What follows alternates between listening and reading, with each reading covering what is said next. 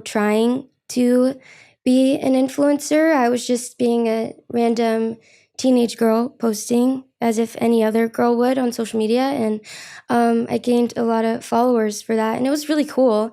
It was awesome. And I had no money.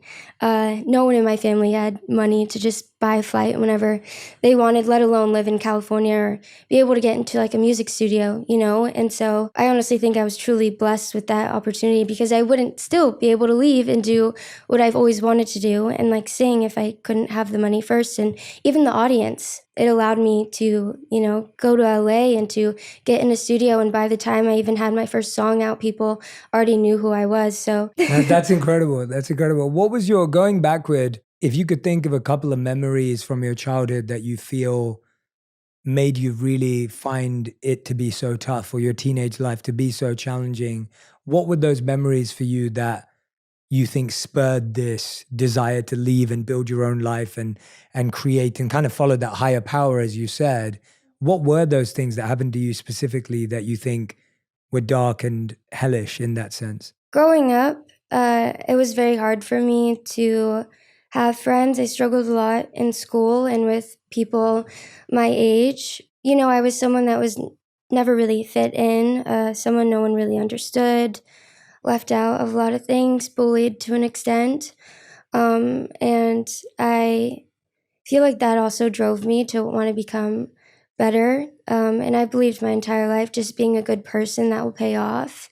I feel like luckily it did. But even, my home life wasn't the best. And seeing my parents struggle with, financially and within themselves and with each other, I feel like that really drove me to want to have a better life than what anyone in my family had.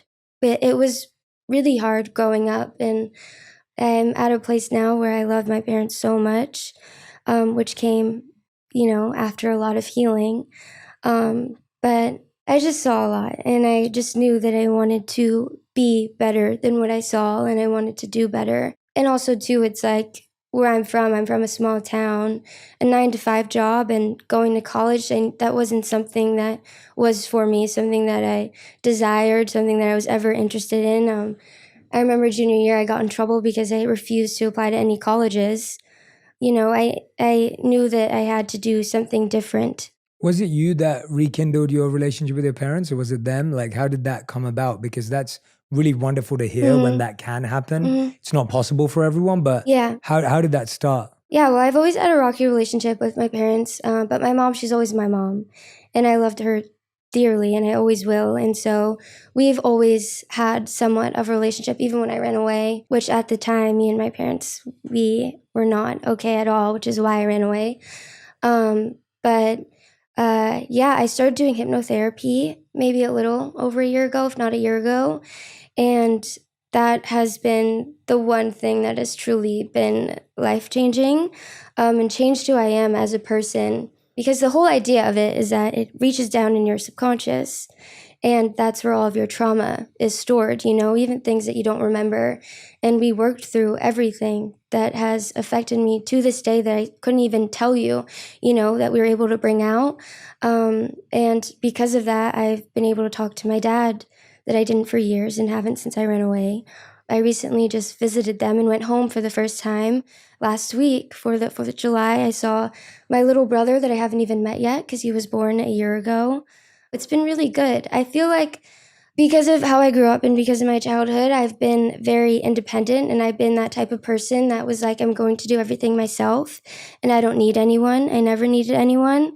But coming out here by myself at 17, being in this industry and having to do a lot, which does put a toll on you mentally and physically, and also seeing people that are doing the same thing as me around my age, having a family with them, at a certain point, I kind of realized how much family is important, no matter what, no matter how bad things have gotten in the past, family's still family. And I've kind of prioritized that recently. And I mean, I wouldn't be able to do it with therapy, but it's been really nice to have a relationship that I now have that I probably never had with them my entire life. That's beautiful. Thank you for sharing that. And it's so wonderful to hear that you've been able to reconnect in that way. What do you think's been the hardest thing about coming out here on your own, figuring it out? Like, what's been the biggest challenge with Hollywood, the music industry, this industry, as you mentioned? Like, what's been the most difficult obstacle that you think you've had to face? I think loneliness. It's so weird how I would assume that some people, that see me and see all that I've accomplished and all of the people that listen to my music and follow me, they would think that that's something that I wouldn't struggle with, but it kind of makes me feel lonelier in a way. When I go on tour, per se, and I perform in front of thousands of people, and I get off stage and I go back into a hotel room by myself, there's not a single thing that could explain how empty and lonely that feels, being in front of so many people that love you and that you're connecting with through music, and then just going back to have absolutely no one, no one to talk to about it. Yeah, it's sad, and I deal with things daily, all the time, and sometimes I don't have the people that I can just, call, like my mom. I can't just have my mom that comes here and she can like tell me everything's going to be okay. And it does get scary, and I feel like I've always been very mature for my age, but since being here I've matured a lot, having to deal with certain things in the industry.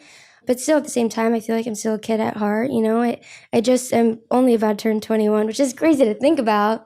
But I don't know, I feel like loneliness is something that I struggle with. And it's very hard, especially in LA and Hollywood and in the industry, to find the right people that you can really trust and count on.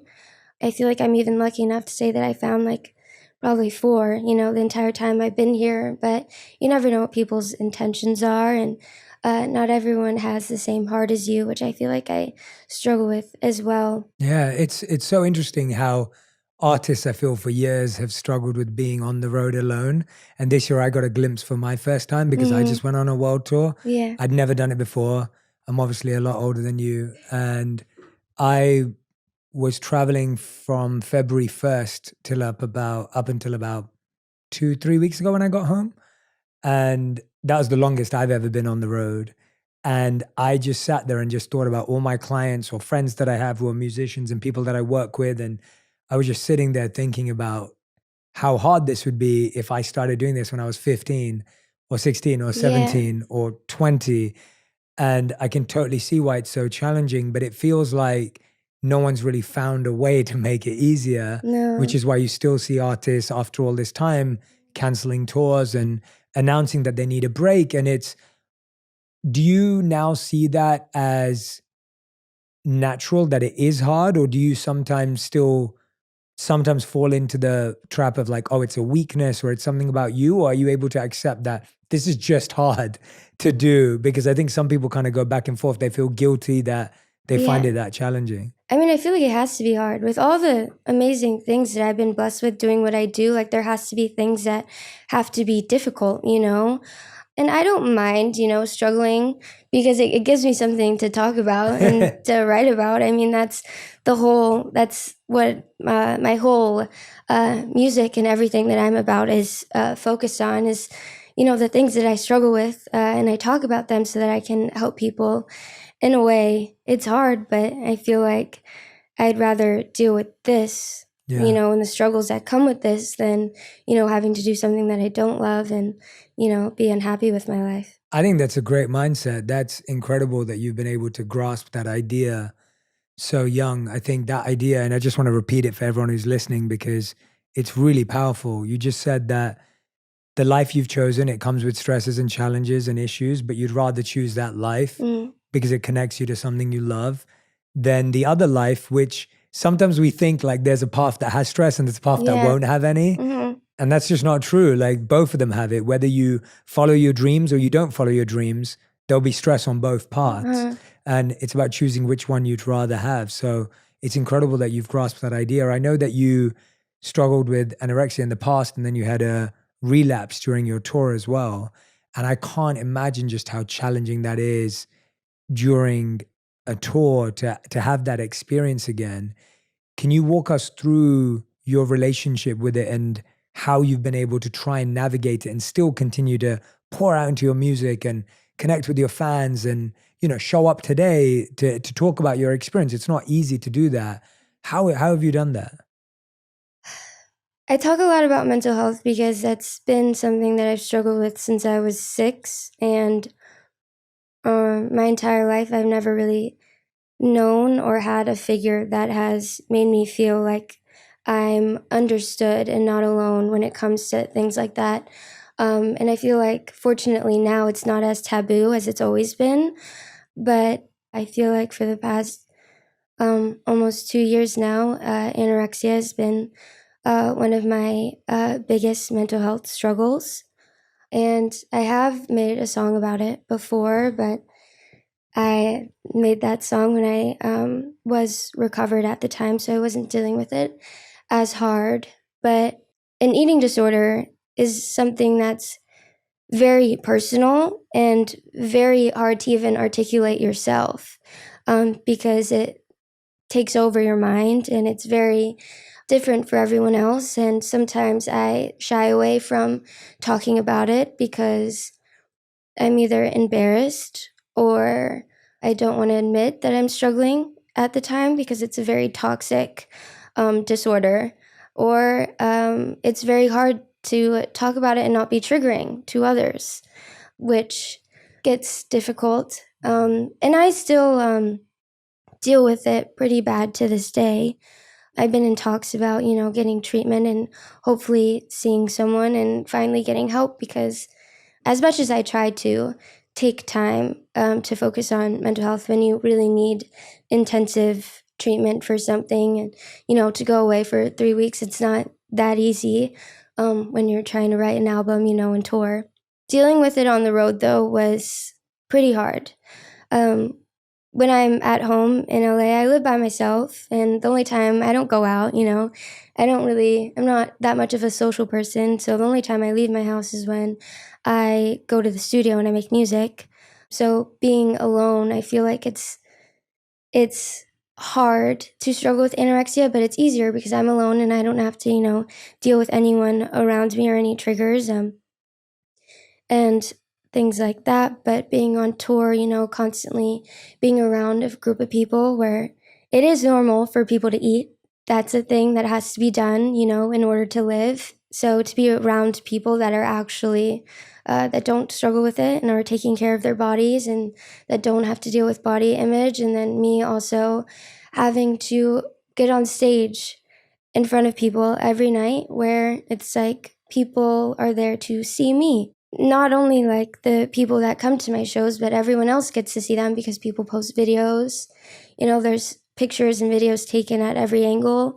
And no matter how much I feel safe and at home on stage, performing my songs and being with everyone that relates to them, in the back of my head, when I'm struggling with my anorexia, all I can think about is how insecure I am and how I might look and what people might say or think. And I've had a lot of pretty dark breakdown moments before stage where I couldn't even see how I could get on because I couldn't even figure out what to wear, that would make me feel comfortable.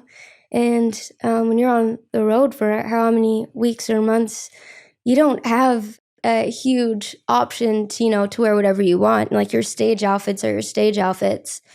The biggest struggle, I think, is just the physicality part of it. Scientifically, to be able to get on stage and have the energy to perform for, over an hour every night, you have to have energy, and energy comes with eating and food. And that was something that I struggled with because touring and, my music and all this is so important to me. And it's really hard to not let my eating disorder get in the way of that. And so I would have to, no matter how hard it was, but try and sit as however long it takes me and force myself to eat. That way I could, get up on stage the next night without being too tired or God forbid, passing out and, not having the energy that they came for, because that's what it's important. And mentally too, it's like when I'm at a really low point and struggling and not eating for a while, I'm not my best self, I'm not giving off that energy that makes people feel good around me. And I think that's kind of the saddest part about it. I want to be my best self always. And so it's hard trying to find a balance, and figuring out ways to help you, but also not make things harder, because the recovery process with anorexia is probably the hardest thing that I've ever dealt with my entire life. Like, I've been through intensive trauma therapy with hypno for my BPD, but, just trying to figure out how to have a comfortable relationship with food itself is something that has been one of the hardest and scariest things that I've ever done my entire 20 years of living, which is hard to also do that, during this time of my life.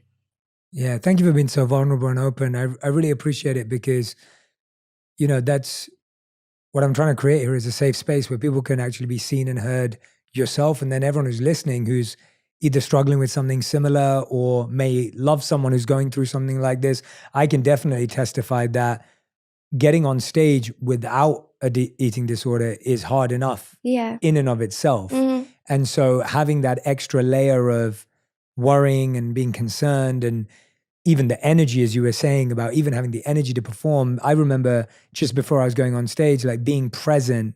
I remember how much presence I needed.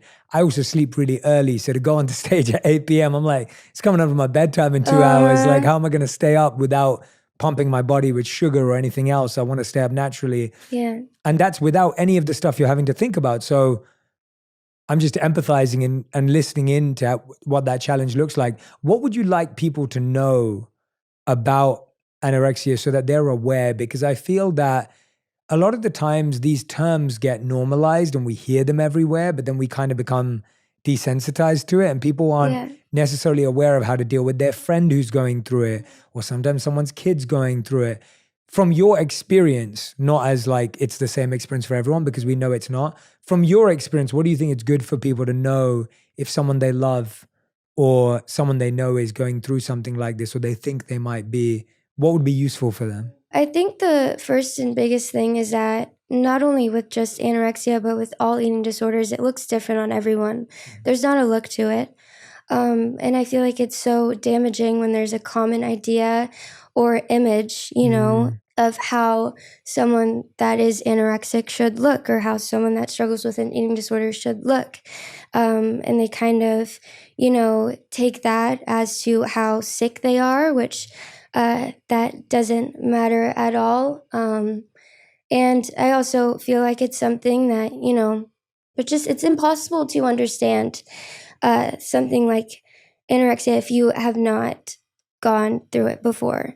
Because, I mean, even with me, just saying what I struggle with out loud and the whole idea of it, me being obsessive and scared over food and obsessive with calories and terrified of weight gain and a control thing and all the things that I allow myself to believe, which they're all lies, and how my brain processes things and all of that stuff.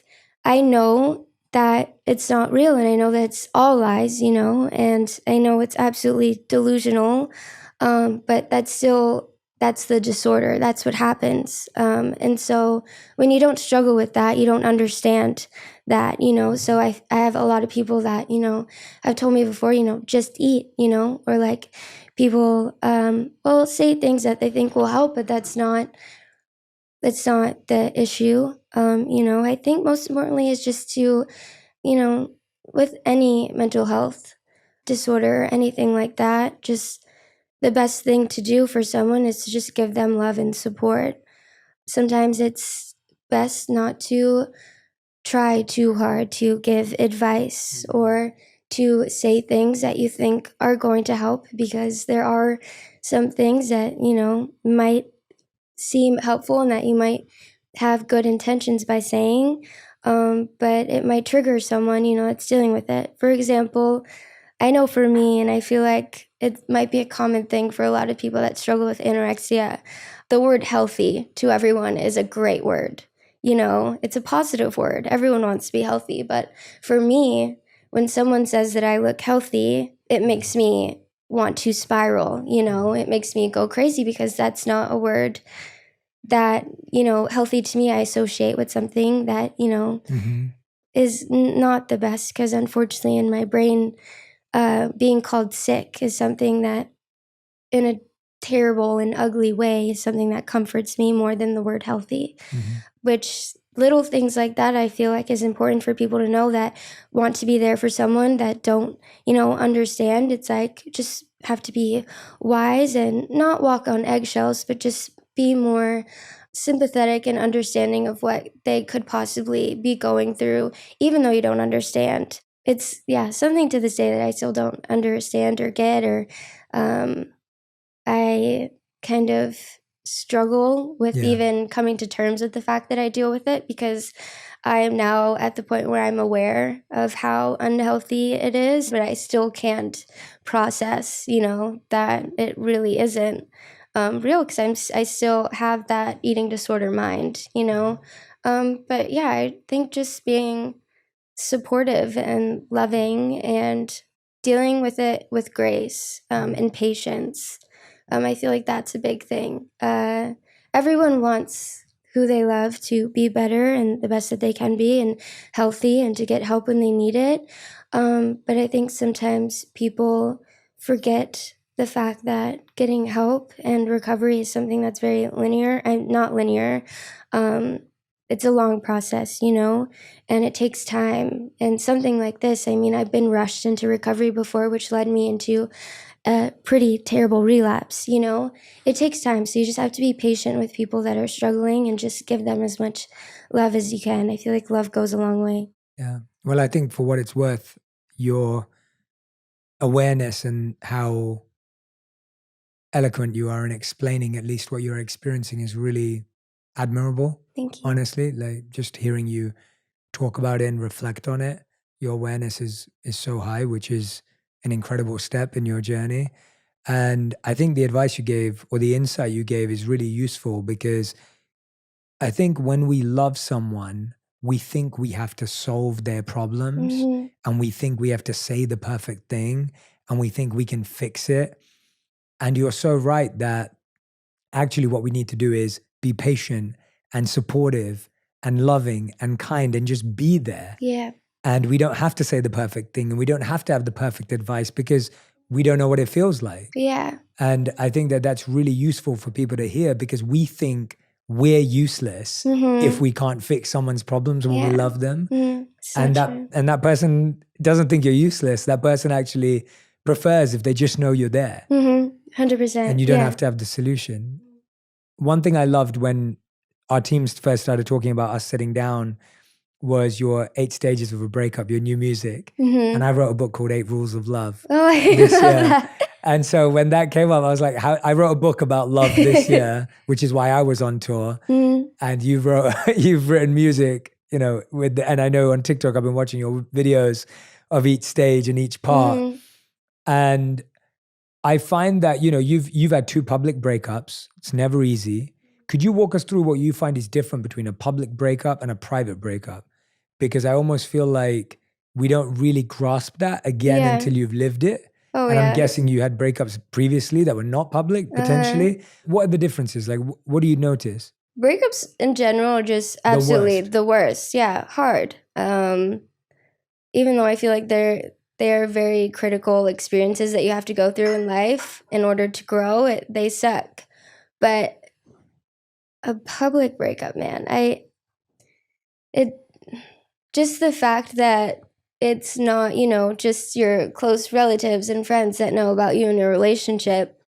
It's probably millions of people that have kept up to date with, your relationship and have been so invested and very fixated on it. And even when it comes to the media today, anything that happens, even when it's not a breakup, drama is entertainment, you know? People love to talk, people love to speculate. And so dealing with public breakups, I feel like all of the drama that has to come with it, which I feel like is very unnecessary and causes a lot more pain and hurt to the people that are actually going through it, you know, that doesn't help. But it's like when I'm dealing with the grief of a relationship and losing someone that I loved so dearly, and then also on top of that, having to deal with hundreds of thousands of people talking about it as well, saying things that aren't true, you know, saying things that are hurtful, putting their 2 cents in it, being very insensitive towards the whole thing, you know, not really understanding because people don't understand that, you know, people in the public eye could possibly be, you know, actually human with actual lives and like emotions when they see whatever, you know, I let them on to see because I, you know, am like a public figure. I feel like they kind of take that as, oh, that's her life, you know, that's all that they are. But behind closed doors, it's like I deal with it, you know, the depth of life as just as anyone else would. And so a relationship and a breakup for me is just as real as love is for anyone else. And I feel like people forget that.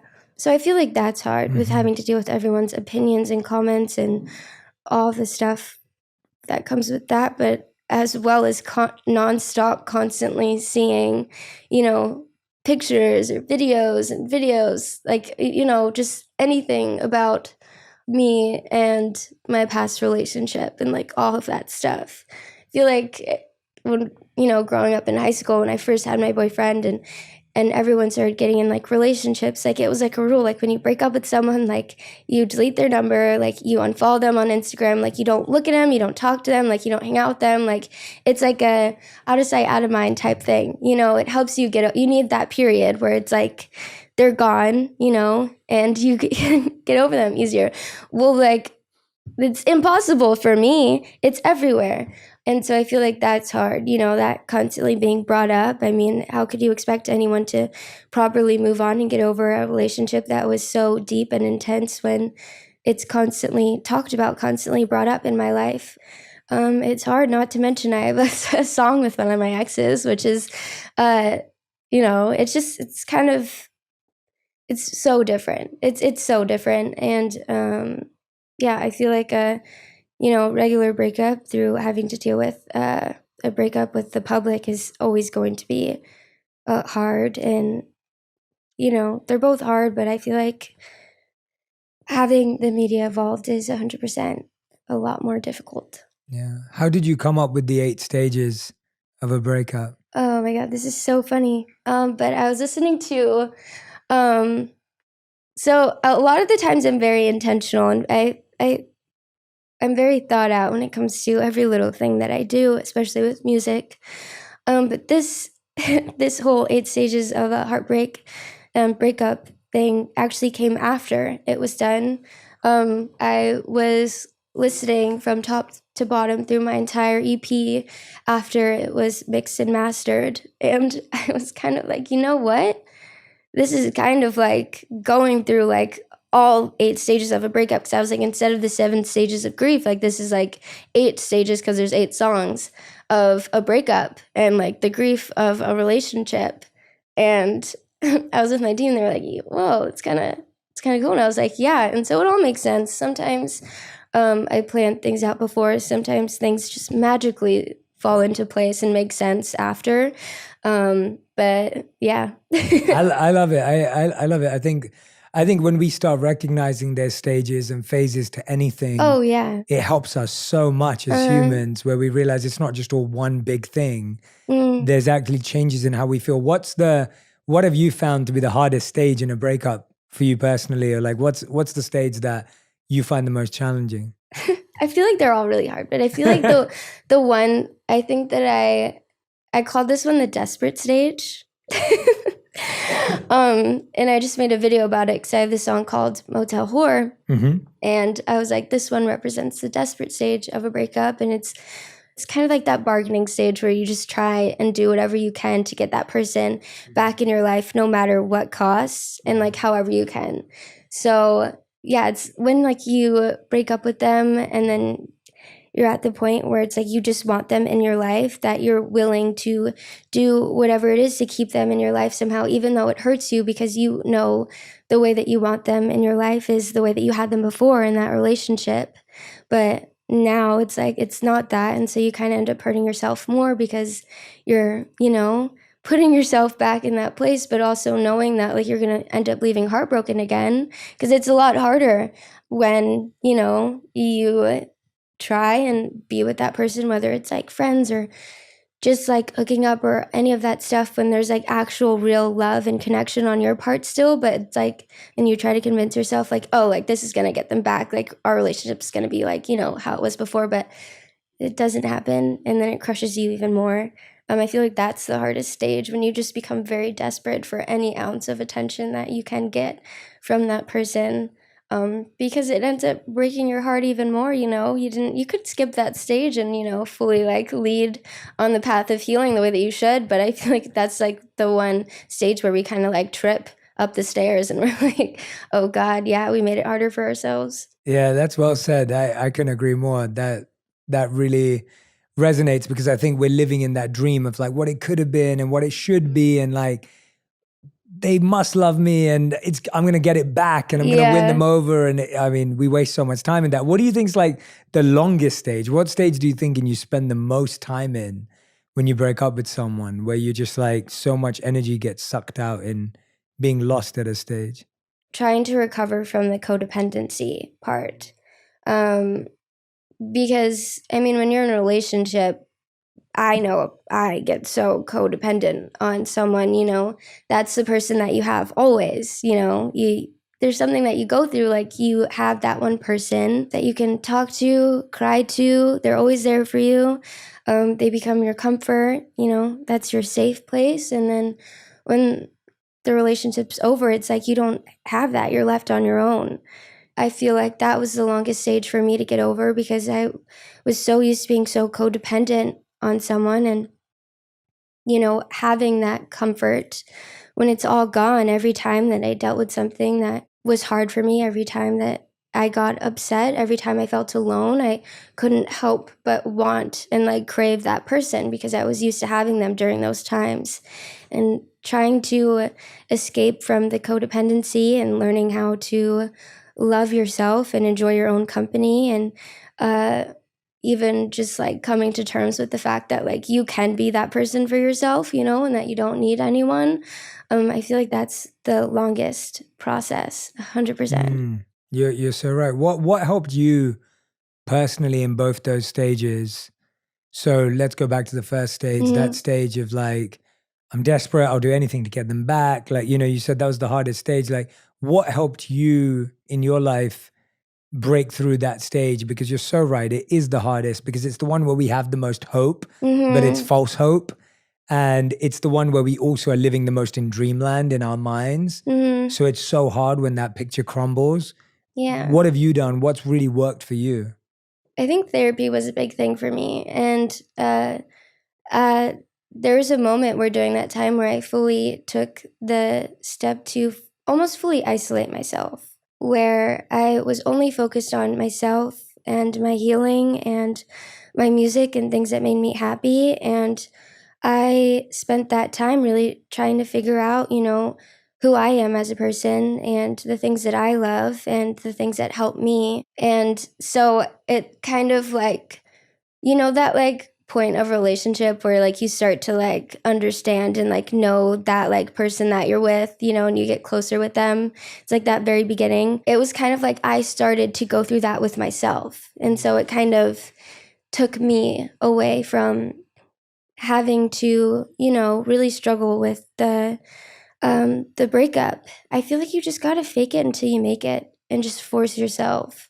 And there's always gonna be days. I mean, like I thought there was like a day where I was like fine, and then 2 seconds later I see something and I'm bawling my eyes out, And even like randomly, like, months later, I'm fully moved on, but I'll still get sad over things, because like love is such a strong feeling that never goes away, no matter like what happens or how things ended and, any of that. Like if you ever had true love for that person, you're always going to love them. It was always hard, but I think the second that I really started to prioritize myself and to really just like focus on myself and fixate on that rather than how much I miss that person, it helped. Yeah, that's really. I hope that's going to help people. I hope it sits with people because you're right. It's just almost like you got to push through sometimes. Mm-hmm. It's not going to be easy. It's not going to make sense. But when you're in that longest phase and it's just getting drawn out, Mm-hmm. how do you even keep hope?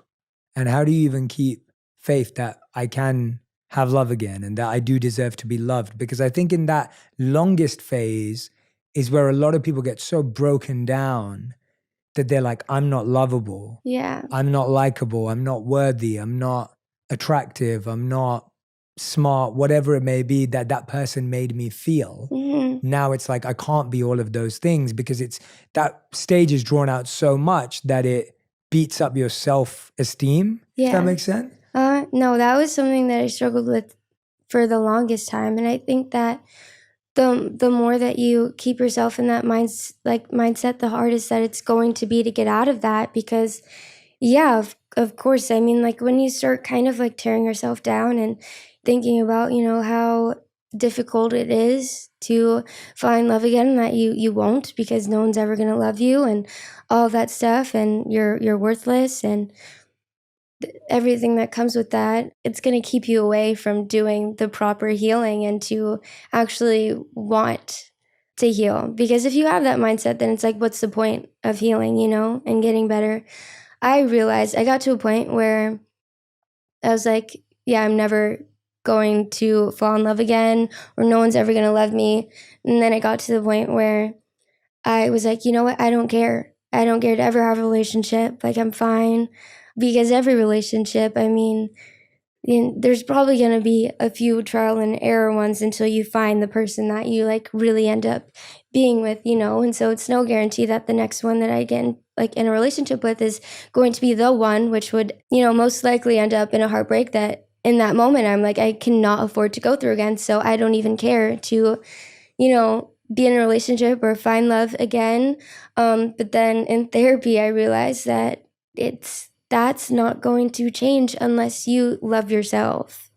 I feel like loving yourself is like the biggest thing and like the most important thing. And I feel like everyone kind of neglects that because it's like, it seems like something that's just not like unnecessary, but we overlook it because like we are, who we are, and we give love to everyone around us because like that's life, but I feel like a lot of the times we forget to look internally. And the only way that you can give things to people is if you already have it within you. And when I realized that even if like I want to be in a relationship and I want someone and I want to be in love, I'm probably not capable to love someone as best as I can because I can't even love myself, and I don't right now. And so, yeah, I feel like as soon as you just work on that self-love, that's when things start being easier, because then you also get out of that mindset where you're like, you don't really need anyone, and you couldn't be okay with, not having to look, and constantly like think about wanting a relationship or like finding that person to be with, and you can just like spend nights alone without having to cry about it or wish that there was someone with you. But yeah, self-love I feel like is the key. How do you find things, or how have you found things that you love about yourself? Because I think we live in a society that makes us love ourselves because other people love us. Mm-hmm. So it's like if someone thinks you're attractive, then you think, oh yeah, I'm attractive. Mm-hmm. This is good. Or if someone thinks you're really smart, then you're like, oh yeah, they think I'm smart. So now I'm smart. Like so much of our self-value Mm-hmm. weirdly is placed on other people valuing us. Mm-hmm. How have you found things to really love about yourself? Because I agree with you fully, but how do you go that step further to be like, I really love this about myself, even if no one else sees it? I could never understand the things that I could possibly love about myself until the moment that I thought about my younger self, because that's still me, the second that I started, looking back on the person that I used to be, and, even just like 6-year-old me, um, I started to think about all the things that she would be so happy and proud of that I've done, today. That's when I started to, find things that I actually could feel, love for myself with, and to feel proud of myself for, and all of those things. And then, I don't know, and then sometimes you just kind of have to dig a little bit deeper, because I feel like self-love is a lot less superficial than, um, any other love could possibly be. Um, and it has to be really deep, because it's like you know who you are as a person to the deepest core more than anyone else could, more than you can know other people in order to love them. So I feel like that's why it's tricky for us to love like ourselves, because we know the ins and outs of us, and the worst parts of us, and the ugliest parts, and we're worst critics. So I feel like that's the hardest thing. But yeah, when I thought about it, I'm like, okay, well, I've been able to do the things that I did, which I never thought I was able to. Like, that's something that I should be proud of. The things that I've gone through, that I never thought that I could make it out of, and my strength, like, that's something that I should love myself for, and just have compassion for myself for.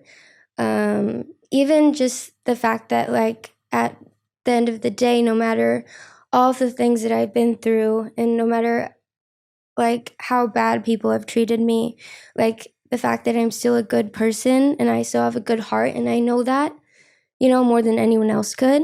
That's the reason why I should love myself. So I feel like it's just like little things, and I feel like it's just very important to just like sit down and really just like analyze yourself, and to, just take time to like understand you, which I feel like is something that I just learned how to do, but it's like, it's really nice. Everyone who's listening, I want you to take a screenshot right now, and I want you to listen to that part that Nessa just said again and again and again. It could even put you to sleep. Like, it's so brilliant, because everything you just said, that literally the last 30 seconds, I promise you, if you just listen to the last 30 seconds again and again and again, the point will become so clear, because what you just said sums up an idea that I really believe in. I believe that self-care comes from comfort, but self-respect comes from discomfort. And you just said that when you look back at all the things you've been through, and all the things you survived, and all the things you've done, that's what makes you love yourself. And I believe that everyone who's listening or watching today, they've all been through hard things. 100%. Everyone's been through some sort of difficulty in their life. They're still alive, they're still breathing, they've still held on to their good heart, they're still a good person. And that's what you really want to love yourself for. And when you learn to love yourself for that, you realize no one ever gave you that, and no one can take it away. Exactly. And it's yours. Whereas all the other things, they'll come and go, and people will change their mind. But this is something that's forever yours. And so you just summed it up really beautifully. And I love the way you said it. I hope people will, honestly, I mean that, just repeat it again and again, because it's just rewiring our thoughts to be like, that's why I'm valuable. I'm not valuable because of all these other things that people are saying. One thing you do that I love, you do a burn box on stage where you get fans to write messages and then you burn them. That is so cool. I love that. That is the dopest thing I've ever heard of. I was like, we need to do that in my next show. Where did that ritual come from? Walk me through. Did you used to do that yourself? Was that something you invented for the community? Like, what? Tell me where that came from, because I love that. When I saw that, I was like, this is amazing. Thank you.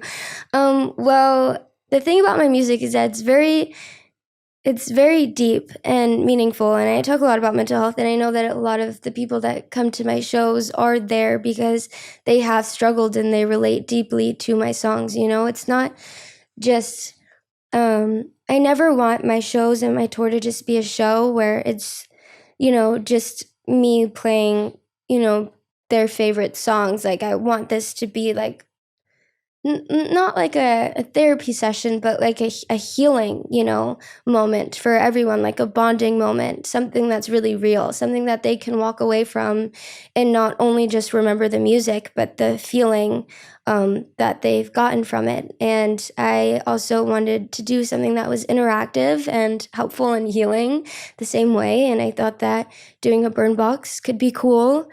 And it was also kind of the easiest thing that we could, execute for my show, like at the time. But I mean, like, what better, like, interactive thing to do, like, on stage than to have, a bunch of my fans that are coming to the show and write on a little piece of paper things that they're struggling with, they want to let go of, get off their chest, and just like just not bottle up anymore and just like get off their chest, write it down anonymously, put it in this burn box, and then watch it being burned on stage. I feel like that there's something so powerful about that. And I'm so glad that we did it because it was most of their like favorite parts of the entire show, and it's helped a lot of people. And I even like I've seen like people in the crowd that cry before while I'm burning it, and it's just like that's what like makes that's what makes my day, and that's what motivates me to you know even do the show and to like do what I'm doing now, because like that's the reason why I'm doing it, and it's so pure and heartwarming just to see like how something like that, that I thought could be like a little fun, like could actually like affect them like on a deep level. But yeah. Yeah, well, I mean, it seems like all your music and all the work you're doing is so healing focused. It seems like you're doing so much self healing. It seems like the work you want your community to do is healing. I think it's a genius idea to do on stage. I think it's such a beautiful thing to have rituals that communities, your audience can come and do together. And I can Yeah. only imagine the incredible experience people are having. You said that was the easiest thing you could do at this stage. What's like the craziest thing you want to do that you think would be Oh, super healing for everyone? Do you oh have like a vision for God. it? You don't have to. I was just wondering No, if there was like something else that. I've had like some like pretty crazy ideas. Let me try and think. I just want to do like a lot. Like I know that there's like certain songs that like I'd love to just like be able to like, get certain people from the crowd that really resonate or are struggling with something that has to do with that song, and like bring them up and have a moment with them. I would also love like a point where I ever have like a big enough show where I can like actually have some my fans tell their stories, because I think it's Wow. just as important for me to have a voice as it is for them. Because I've said this before, it's like I kind of use my music to be the voice for the voiceless. And so when I get to a point where I can do whatever the heck I want on stage, like I want to give them their voice, Yeah. I want them to have the mic, and I want them to say whatever they feel the need to. But yeah, I don't know. I feel like there's so many like cool things to do, but the burn box is just like so awesome. And it also was like very disappointing for some venues that I couldn't do it in because it was Of a course, safety yeah. hazard. But yeah, and I also love fire. I think fire is fun too. So No, I love the interactive element. Even in my show, we did a ton of interactive stuff. I set people up on first dates on stage. I love it. I had, what else did we do? I locked people into caves for 15 minutes. So they had to spend time alone without their phone. Oh my God. We were doing this all on stage. Like and I love that interactive element, because I agree with you completely that people need to feel and experience this. It's not just like some idea. And you're right that people really do have a letting go, releasing energy in the room when everyone's doing it together. So 100%. I'm excited to see what you do next. Like that's brilliant. I think combining music and that sort of a healing experience is super unique and really powerful. So I'm excited for you to have bigger audiences, bigger venues, and all of that to come to you, all of that to happen. One thing that comes to mind for me when we're talking about all of this with you is just you've done so much at such a young age. It seems like you're navigating it and doing it in the best way you possibly can, with getting the help and reconnecting with your family, doing therapy. I mean, I'm so happy that you've been supported this young and you've found that support, because I either meet people who've been around in the industry for decades and they've just found support, or I meet people who are young and kind of really gone off on a different path. And there's very few people your age who I think have found that. And that's really incredible to see. What do you think that young artists need in order to be supported in their journey of being a musician, an actor, an actress, whatever it may be? What do you think would be really useful for them, for people who are aspiring? Because I think everyone from the outside would look at your life and be like, I want that. I want to be Yeah. that. Mm. What do you think they should be aware of in their journey and pursuit that could help them? I think that the biggest advice and the biggest thing that has helped me and that I could tell anyone is to be very vocal and honest and open and vulnerable, to the closest people around you, to your team, to the people that you trust, because I think that's how I was able to create such a stable support system around me from the beginning. Because, everyone knows the type of music that I talk about, and everyone knows that I actually struggle with it as well. And so I feel like that's why it's me being so open and honest about the things that I struggle with and my needs and the things that I need help with. I think that's helped me be able to continue this because there's other people that are aware and in support of that as well. And I think, like, even if people don't really struggle with anyone, just being honest in yourself and never losing sight of that. I feel like I've even had moments where I've almost lost myself in this because it's so easy to get influenced and to try and figure out, who's the person that people want you to be, and what's the type of music or anything like that that people want from you. But that's not going to do anything but hurt you and your career. And I had like a conversation like not too long ago where it's like, yeah, like my dream and my goal is to be like one of the biggest artists ever. Of course, that's like what I'm doing this for.